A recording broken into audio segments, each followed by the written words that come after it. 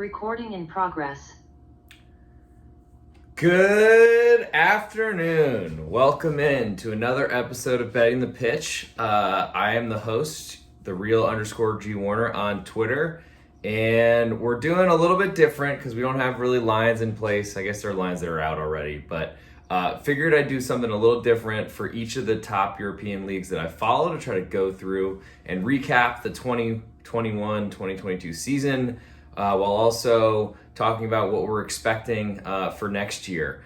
I have some futures in front of me, but also want to really discuss what the plans are for each of these teams in the offseason, as it's going to be a brief one. A lot of movement has already happened, and I figure I'll start where the money is, and that is the English Premier League. Should have subsequent episodes featuring the Bundesliga in Germany, Italy, Spain, France, and then hopefully the season will be right around the corner.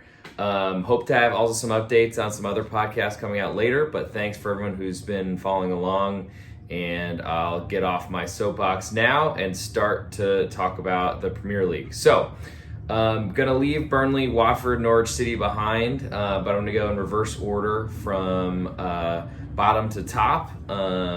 Get to Man City towards the end, so if you want to fast forward to the end of that, feel free.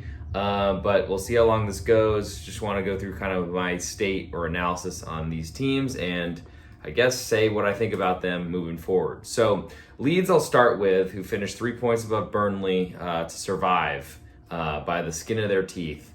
And they had a manager change in the middle of the season. Jesse Marsch coming in, the American, who seems to be doing a ton more work in that direction. I believe getting Brandon Sorensen, I think, is rumored to come in.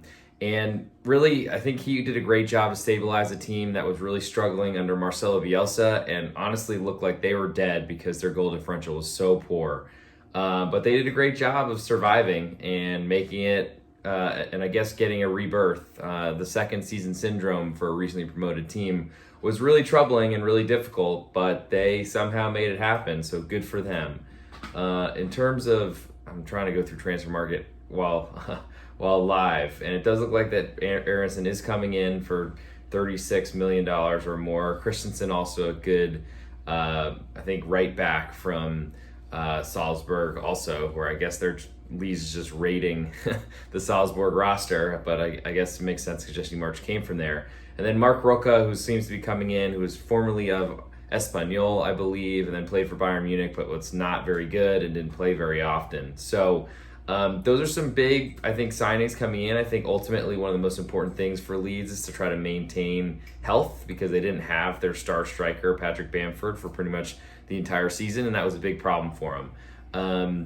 I think I'll go through future prices at the end and things like of that nature, but ultimately they were a team that wanted to play on the front foot at all costs, high pressing, trying to be more fit than the rest of the team, the rest of the teams in their division. Problem is, the Premier League is so much more talented, and Leeds were really fighting from behind. So it's kind of amazing they stuck around.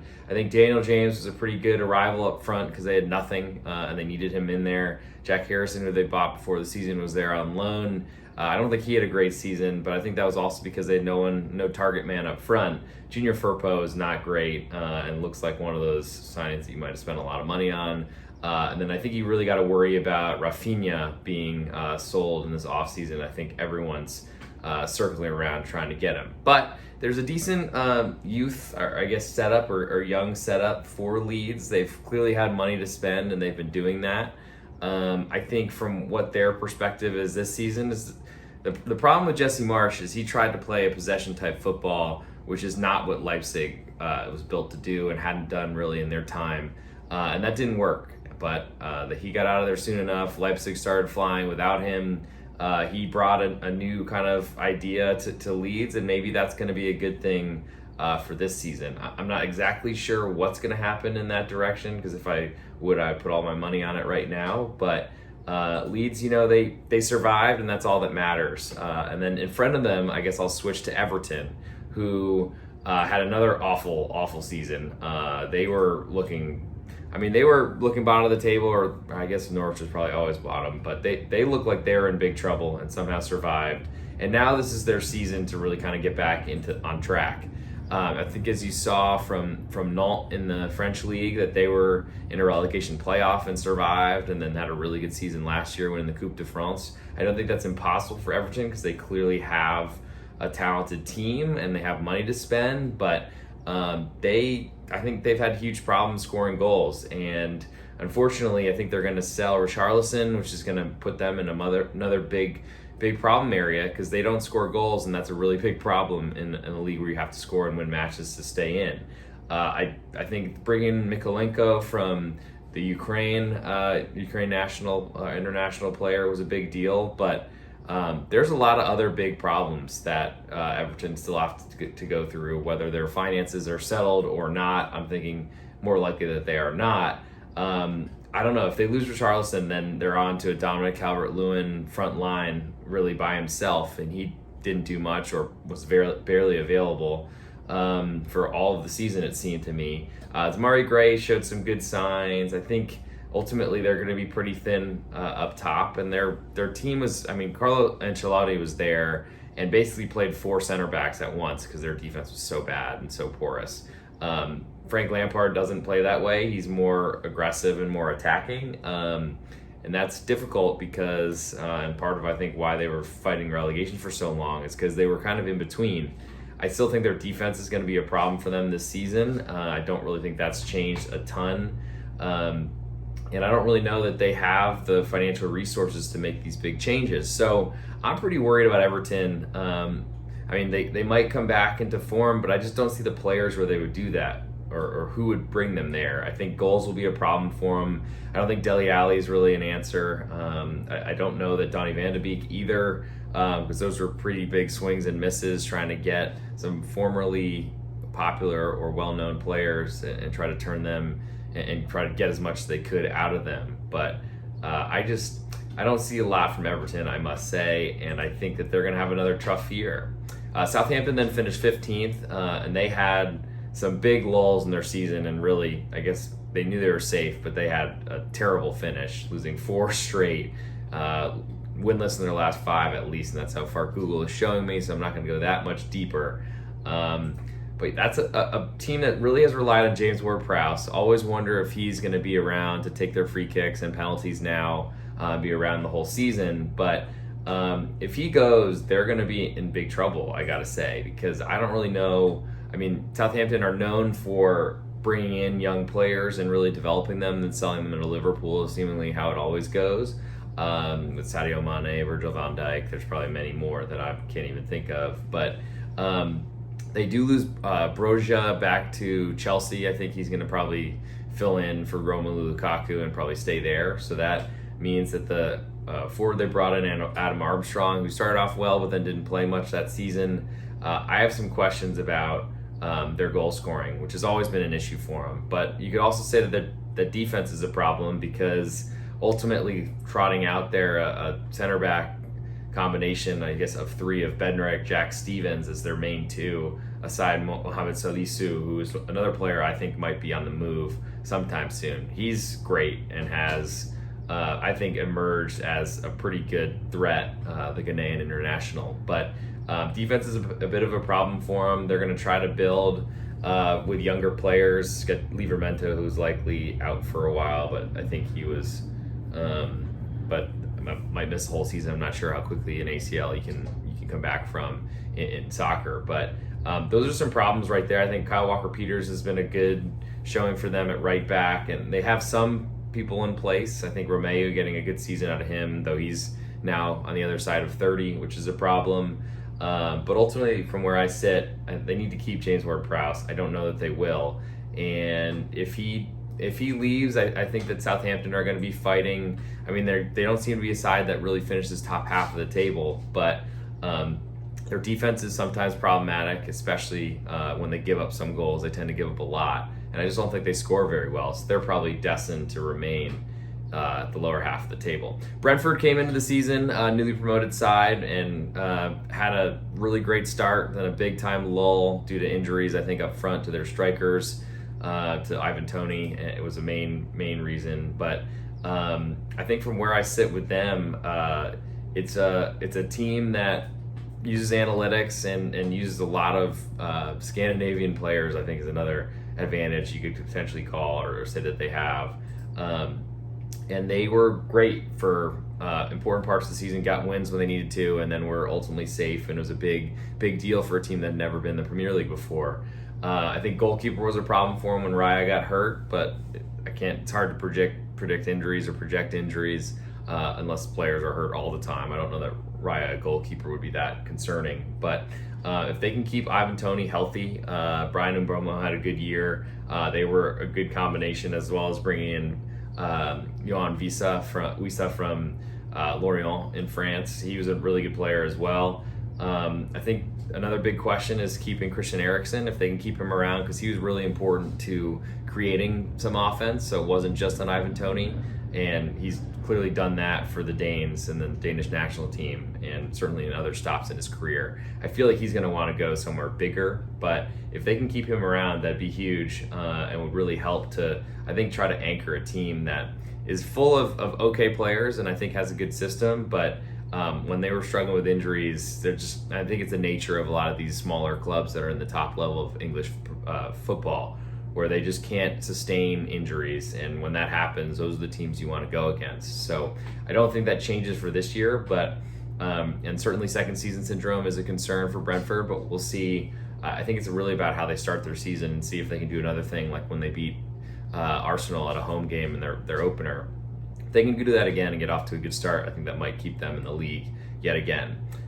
Crystal Palace finished right above Brentford and had a kind of teeter-tottering end to the season, I think mainly because they were trying out a lot of different things. And I got to say, Patrick Vieira, I think he kind of got a raw deal at Nice when he got let go there after a tough European campaign.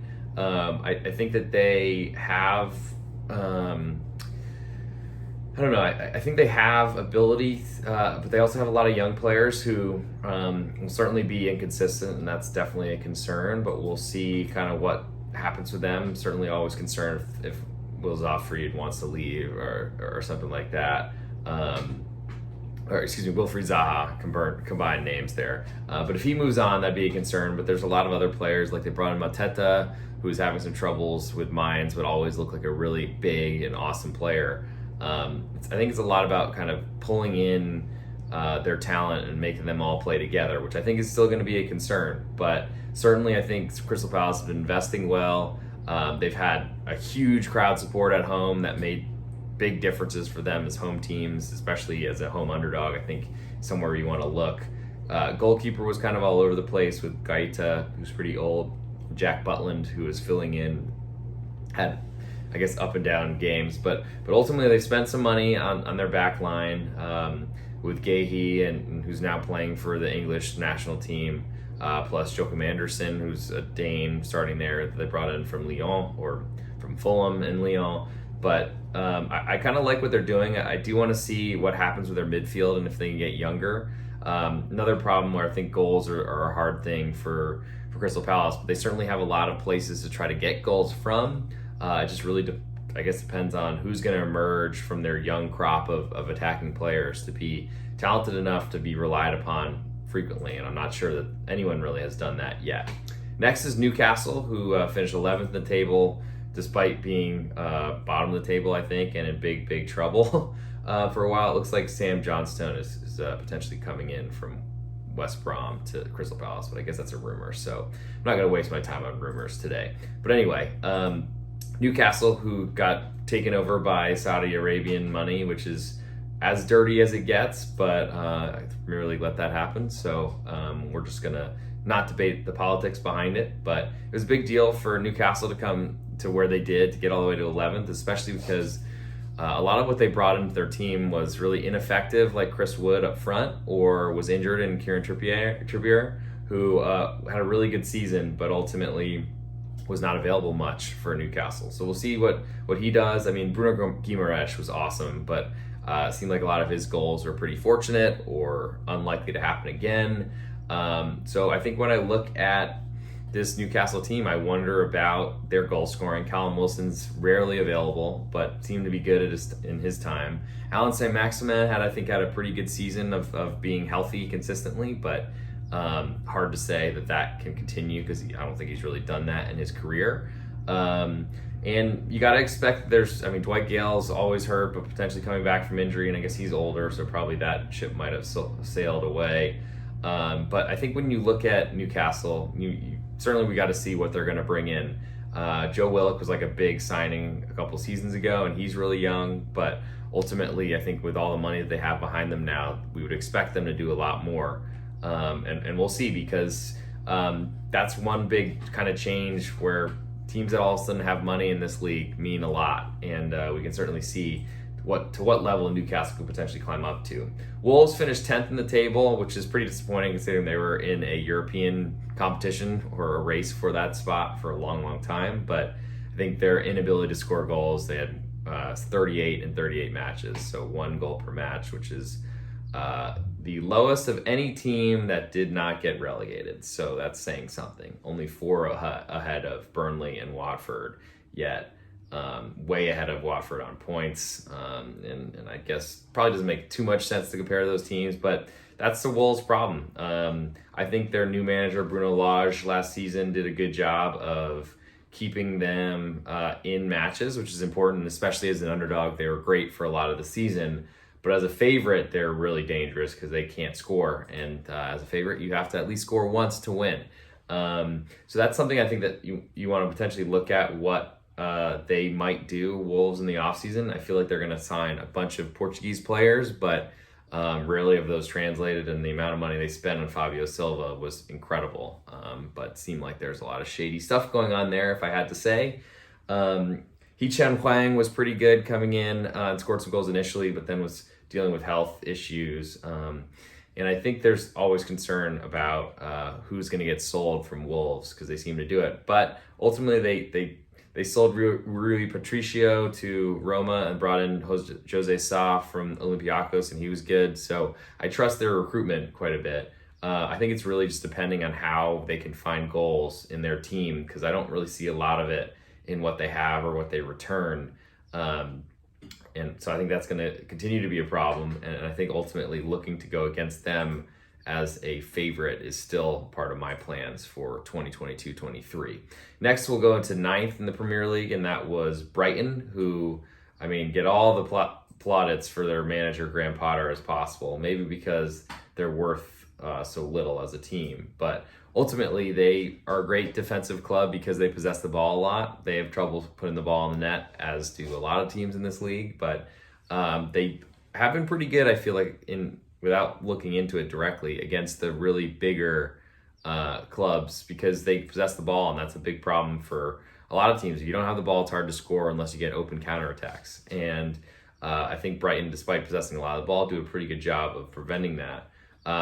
Neil Maupay wasn't really starting towards the end of the season, so I wonder if that might be a change, or if they're looking to bring in some striking talent. They certainly should be. I just don't know if the funds are there. Defensively, I think there's still, Cucurella and Lamptey are great wingbacks who should be pretty, I think, important pieces for them going forward. We'll see what that ends up looking like, but ultimately they need to be involved and possess the ball and creating chances, because there's not a lot up front. There's no real target man. Maybe getting a big, tall striker like an Olivier Giroud or something like that might be a good idea for Brighton, just to, try to find some goals in a team.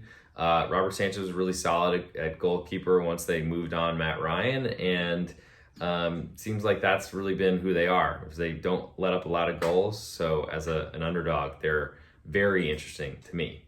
We'll go 8th in the table as we start getting closer to the European places. Leicester City, who had a really disappointing year, but really it was due to injury. So I feel like they're a team that I would potentially want to buy. I heard a lot of hate for Brendan Rodgers, but I think he's shown that he at least knows how to manage and has maintained this club, despite not having all the resources that the bigger clubs do, but always in the European races. So that's something to think of. I think getting a full season out of Wesley Fofana will be huge for them after he broke his leg in the preseason right before the season started last year. So Yunshu not playing many minutes is really important, though he has a monstrous $44 million market value on transfer market. I don't know if I agree with that, unless the numbers are just that inflated. But Yannick Vestergaard, trying to get him to a position where he's playing a little bit more I don't know, Marte wasn't great filling in the center back either. Johnny Evans, 34 years old. So there might be some need to invest in that back line, or because that was a big problem for Leicester. They were giving up a ton of goals.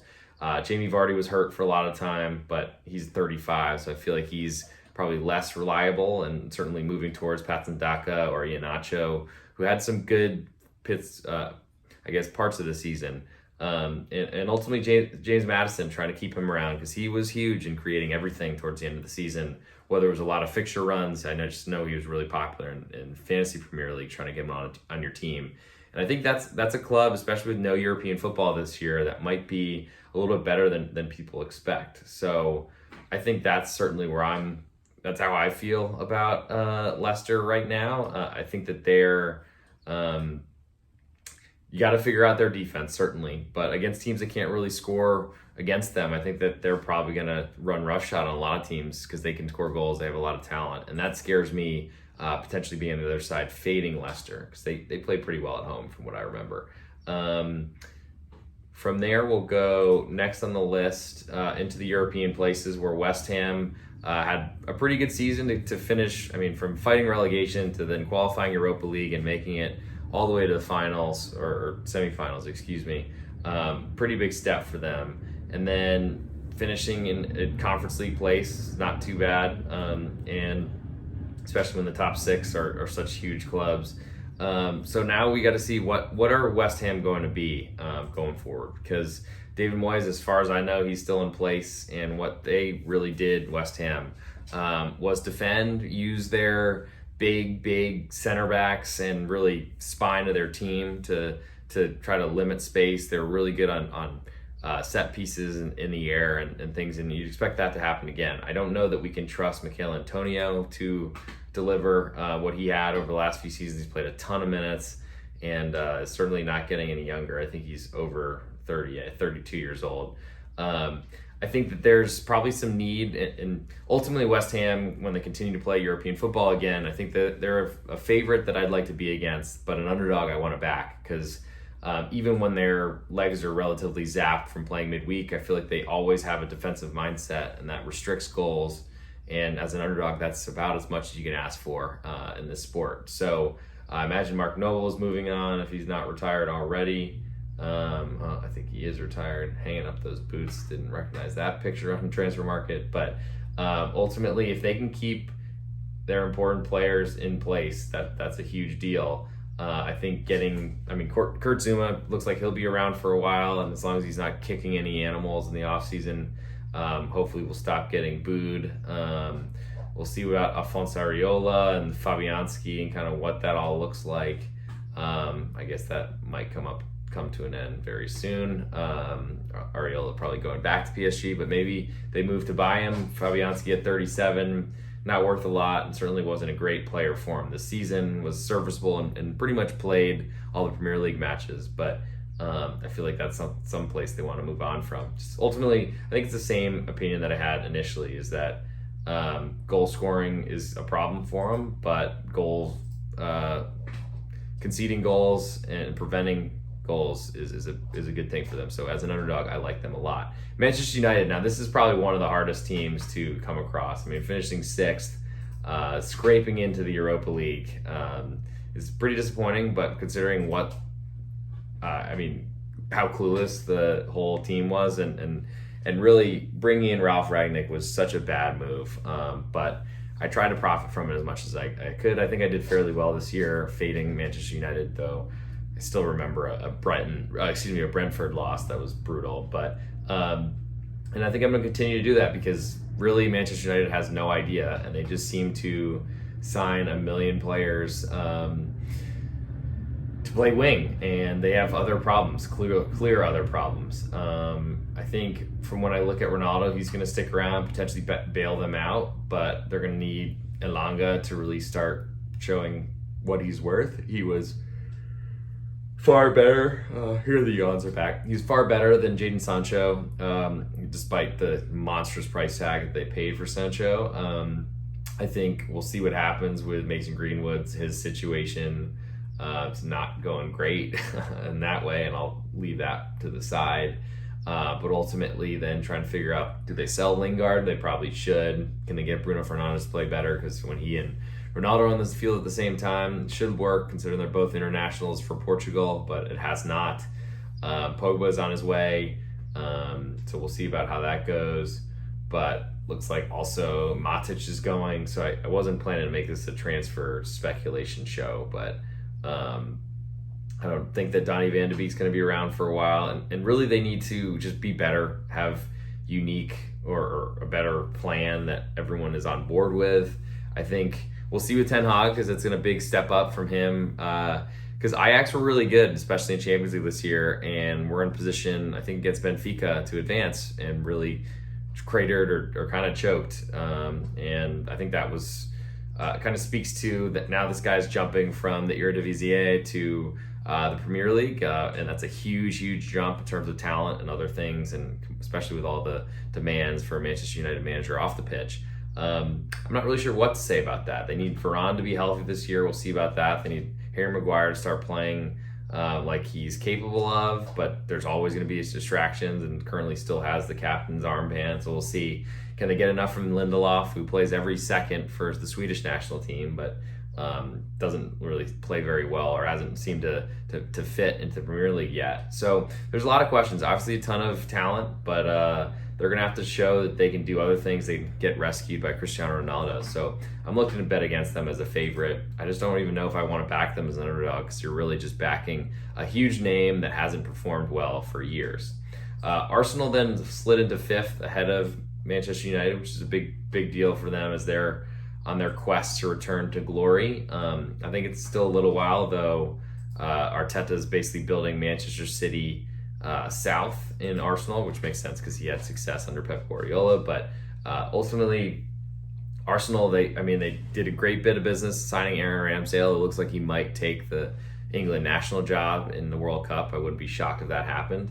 But then trying to find real, I guess, traditional scoring that you can trust is hard, and that's why they're pursuing Gabriel Jesus. But Alexander Lacazette's going back to Olympique Lyonnais, and so that's big. I mean, Nketiah was great to the end of the season, but can you really keep that going? Pepe seems a little bit like a lost cause, but there's a lot of young attacking talent in that team. I think defending is going to be an issue for them. They also need to stop getting red cards at the ridiculous rate that they get. But their midfield's rarely healthy enough to start Thomas Partey. He's also going to be at the World Cup, and that's going to be a big deal for. I honestly feel like finding players who aren't in the World Cup in November that or teams that don't have a lot of international players might be a big advantage for where teams finish, and also for around those circles of returning to play. Because there's going to be some tired guys, and there will be some really fresh ones that hadn't been playing. They've been training and just not playing games the whole time, maybe playing friendlies as it goes. Arsenal will have to deal with playing Europa League midweek, and we'll see what that does for them after a season of not having that and still kind of sneaking in but not making the Champions League, which is really disappointing for them and certainly was where they're aiming. But I guess I can move to their North London derby rival, to Tottenham, who, under Conte, for such a bad start to the season, kind of miraculous that they got into Champions League, though they probably should have been there based on their team's strength and their talent. And Heung-min Son is the best player, I think, on the team. Harry Kane is a nice Robin to the Son Batman, though I'm sure it's not spoken that way, especially because Kane is English and everyone in England just supports their own countrymen more than they should. But it was nice seeing and betting Hungary on a 4-0 victory recently in the Nations League. But with that aside, I think Kulusevski and really a lot of the signings that Conte brought in have been great. There's rumors of others coming in, and certainly we need to get Matt Doherty back healthy with a torn MCL. I don't know when that will be, so that's a concern. But maybe a lesser version of a knee injury, so maybe not too bad.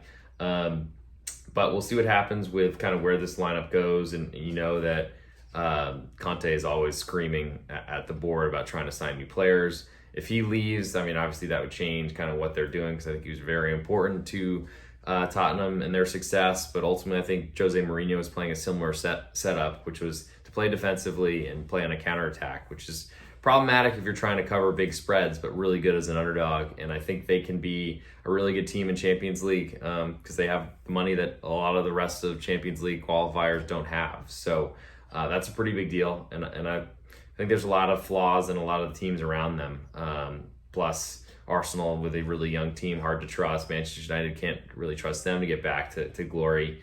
I mean, maybe Leicester because they are going to have no European competitions midweek, but we got to see what happens with that team makeup and all that sort of stuff.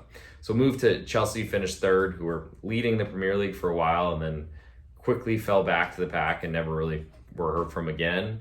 I think it speaks to, I mean, who knew that a Russian oligarch as your owner would ultimately change the trajectory of a soccer team, but it really, I mean, they lost a lot of important players because they couldn't sign anybody due to sanctions, it seemed, and then we'll see what happens. Lukaku is likely leaving, and that was a bad experiment, which looked like all they really needed to go on and build on their Champions League win from 2021, but didn't work. And then how are they going to score goals? Because they got a lot of guys that need a lot of chances to score. I mean, Pulisic has played really well for the U.S. national team, but really hasn't looked like a consistent threat for Chelsea. Kai Havertz might be their best option. Ziyech is rarely in there. Mason Mount, a really good player, but ultimately a midfielder. So hard to rely on that as your goal scoring. So I don't really know what the ideas are here. I think they're going to be really strong and have a lot of players. Conte being injured all season certainly didn't help because it basically meant they were playing 11 on 11 instead of 12 on 11 because he basically was playing two positions. And then I think their defense is a really big question. I mean, Marcos Alonso rumored on the move. Reece James is kind of important to be a right back to play offensively for their offense, but Rudiger gone, Christensen gone. I don't really know what's going to happen here, but Chalobah likely slides in, and so they're going to be pretty young in the back line. I think Mendy's been okay, as good as a goalkeeper, but that was just because Kepa had been so bad. So I think really young players and Thiago Silva is a really tough combination for Chelsea and their center backs. I think they're going to have some trouble. I mean, we'll see when Ben Chilwell returns. That might just be where Marcos Alonso leaves. But I think they're going to need to get some center backs and really stabilize that defense. Certainly, Thomas Tuchel has shown that he can play defense with anybody. But that's a problem area, especially when they don't score. I don't really see Chelsea as being a threat to the top two, which we're finally to now, nearly 30 minutes into this episode, or over 30 minutes. And that starts with Liverpool, who have done a ton with letting Sadio Mane go and bringing in Darwin Nunez. I'm not sure what to expect there because I think he changed Nunez in for Mane changes their pressing style quite a bit. I haven't seen him as that type of player yet. Maybe that's something that can be learned, but I can't imagine that's something you'd expect right away. Though Divock Origi coming in off the bench and scoring as much as he did for Liverpool shows that it might be a goal celebration for Darwin Nunez coming in from Benfica. But when I look at Liverpool, I mean, they were very close, clearly, to winning the championship, only 1 point behind Man City.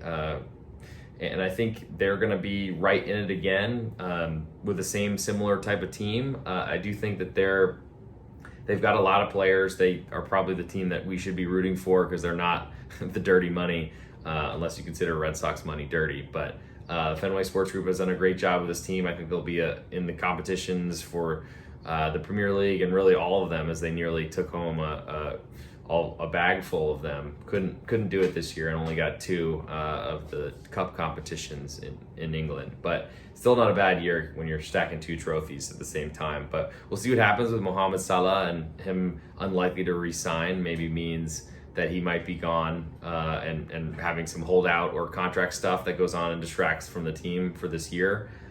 Egypt not being in the World Cup certainly helps for him to be available more, but also probably speaks to their contract situation and probably makes that quite a story, as England's not likely to blow anything out of proportion, that's for sure. And I think from when I look at them, they're bringing in Nunez, but I feel like they're not really going forward as much as I'd want to. So I think currently you gotta, I guess, go with status quo that Manchester City is most likely to win, especially bringing in Erling Haaland. I think that changes who they are, and having no strikers, now having one definite does change, but ultimately they're going after Harry Kane last year, so I think Pep Guardiola recognized that to be a concern. I do think winning the Premier League then again puts their focus really on Champions League, but they've got enough time and enough depth in their squad to not worry about that with as much Qatari money as they have. But I think Kevin De Bruyne now on the other side of 30, that's a concern. Or I guess, will be 31 in a week's time. Raheem Sterling potentially moving. I mean, we'll see if they can really bring Jack Grealish into the fold, because he didn't really do much this season, but certainly it's a tough system to get into. I think João Cancelo was so awesome, honestly, for as a left back, and I think he'll be, as a right back, and really, I guess, floating both sides. We'll see what happens with them. I do think they could use better defensive players, but John Stones and Laporte are okay with Ruben Diaz as their main guy if they can keep him healthy. Ederson's still an awesome keeper, so there's just so many weapons on the Man City club that it's really hard to see what I guess might happen with them this year. Now, I guess I might as well, before completely missing it all, I'll go through the Premier League sides for this season, and newly promoted sides I think are the most important. Fulham, who are a really good yo-yo club, I think similar to Norwich. It's funny that they're not doing it in the same season, but basically taking each position. Fulham scored a ton of goals, had a great offense in the Championship, but I think they're going to go back to not having a good enough offense in the Premier League, and that's a big problem for them, because I don't know that they have the defensive, stability to really keep goals out. I mean, that's something we'll certainly see, and probably will learn fairly quickly, but another issue for them is the depth that they won't have, because that's going to be a troubling type of situation for them. In terms of, looking at Fulham as they were the champions, I think they're going to add some players, certainly. They have some hang-alongs or remnants from their Premier League side from a couple seasons ago, but they've got a lot of players here that I don't know really fit well enough in a couple seasons ago, and that's why they were relegated. New manager certainly helps, but we'll see what they end up bringing in and how much business they do, because I think that's ultimately the biggest decision maker on how good a recently promoted side will be is how they invest. Brentford didn't necessarily do it, and they stayed up, but they did buy in certain places. And I think it's about trying to spend what limited funds will be available and spending them well. Bournemouth, who was finished in second, they were previously Eddie Howe and possession football. Now they're probably a little different, but a lot of those players still remain, because that was only a few years ago. A lot of these teams have been in this, position, besides Nottingham Forest, we'll get to last. But we got to see with kind of what Bournemouth have in their defense and really how they score goals, because I think that they're just one of those things where newly promoteds are so likely to go back down based on the structure and being unable to sign big players to big long-term contracts. You just don't know that you'll be in that league again. Last but not least, of all the teams in the Premier League, we'll go Nottingham Forest, who had a pretty good run in the playoff final to get there, and good for them, because I know they're a pretty proud club from the past. But a lot of names that I don't really know, I got to say. So we got to see who they bring in and kind of what they look like. And another issue with bringing in about a lot of new players is they won't have any time to gel, and they'll have to do it live in the Premier League, the toughest league in the world. And that's hard to say and hard to see happening effectively. But so that covers, I think, the Premier League team by team. I'll do some futures now, so thanks for hanging along. Looks like for relegation odds, Bournemouth is the favorite, surprisingly more so than Nottingham Forest, which I'm a little bit surprised by, but Fulham then right next, and then Leeds coming up after them. So Leeds, Brentford, Southampton, and then it starts getting a little bit further away with Everton. I think Everton, this is another chance for them to get in, or to, I guess, kind of resurrect the club. But if there's any team that I think, they're 5-1 currently on Bet Online, so that's saying something to me. I don't think Crystal Palace or Wolverhampton Wanderers are close to that. Brighton at 7-1 seems a little bit higher, though I think with unless there's a Graham Potter move, they'll probably stay up. I think ultimately Everton at 5-1 look of interest to me based on financial problems. goal scoring problems, selling Richarlison most likely somewhere. And those are big concerns. Now, are they going to be worse than Fulham, Nottingham Forest, and Bournemouth? I'm not sure, but there's probably one of those teams that stays up, and I would think it'd probably be the best one and the winners from last season. I do think that means something if you won your league to get promoted last year, as I think that's usually a pretty good indicator on what will happen to you next season. In terms of top 4 finish, City, Liverpool, monstrous favorites, Chelsea, Tottenham as well. I guess usually where I then float to is who's got getting odds that might be one of those teams. I mean, Manchester United at 135, Arsenal at 200 are, the outsiders of the top 4 that might finish up there, both in Europa League, so that's much better competition. But I do think Thursday, Sunday is tougher than Tuesday, Saturday for a lot of the Champions League teams. So that's asking for something. I think those lines probably make sense. In terms of outsiders, Newcastle, the next one coming up, they got to splash a lot of money on players to make that realistic. So I don't really think there's any value there. But as I scroll down a little bit more, I mean, you got West Ham, who's likely playing in a competition, but they got to get top 4 for this bet to come through. 14-1 seems like a lot of odds, but I don't know. Aston Villa's up there. I mean, a lot of these other teams. I mean, Leicester is that dark horse, 25-1. But we're going to have to really see what that roster looks like and really make a guess on how much Jamie Vardy's going to play. Top 6 finishes, we get some plus money on Newcastle there and West Ham. And I think West Ham, to me, are the outsider, or Leicester, really. Those two are potential outsiders that, and maybe, I guess, Leicester would probably be my better pick, because I do like that not playing anything during midweek, and then a lot of their players that not a lot come to mind that will be playing in the World Cup, besides, I guess, James Maddison, who I did gush over a little while earlier. In terms to win the Premier League, Man City's a pretty big favorite, minus 160, Liverpool at 250, Tottenham third at 12-1, and Chelsea at 18-1. So that's saying that Tottenham are in a little bit better position to win the league than Chelsea are, which is a little bit weird to me because I guess, Chelsea is more likely to finish top 6 according to the Bet Online odds. So that's a little bit off, and are higher rated for the top 4 finish than Tottenham. Maybe there's some value that Tottenham at minus 125 to finish top 4 if people are thinking they finished third. Because, I mean, they're fighting off Manchester United. Are going to be playing the Europa League probably for all the way to the final potentially. I mean, I'm probably betting against them in the playoff rounds, but that's fairly likely. I think Arsenal, you could argue the same thing. Whereas Tottenham have Champions League, which is certainly going to be demanding, and you play the best you can there. But I think we got to see if Conte's. I guess that's another wild card is Antonio Conte going nuts and quitting mid-season. But I don't think that's likely to happen. And I think based on how well they finished the year, he's probably sticking around, and that's probably someone that maybe is worth a look at potentially being one of those third place finishers or one of the top 4 teams at only minus 125. Maybe there's some value there. And last but not least, I'll go through title odds. Just potentially looking for a long shot. I don't know, because I feel like Man City and Liverpool are 2 teams way ahead of the rest of the group. I think, unfortunately, as you get further and further away, I don't know that they get even any better looking. So that might be 43 minutes that I've already gone through, and maybe we'll wrap up here to try to get this out there. And if you want to listen on Apple Podcasts, StreamYard, Spotify, on Twitter, or on YouTube, I appreciate you going through this and staying with me as long as you got. Feel free to send any questions, comments, arguments. If you want to bet something with me one-to-one, I'm happy to do that as well. PayPal, don't have Venmo, but whatever, everything else I got. You can find me on Twitter, @thereal_G Warner. And I look forward to doing 4 more of these in the other big leagues. Hopefully this will be of value as we get ready for next season. And hit me if there's any suggestions that you have. Thanks so much.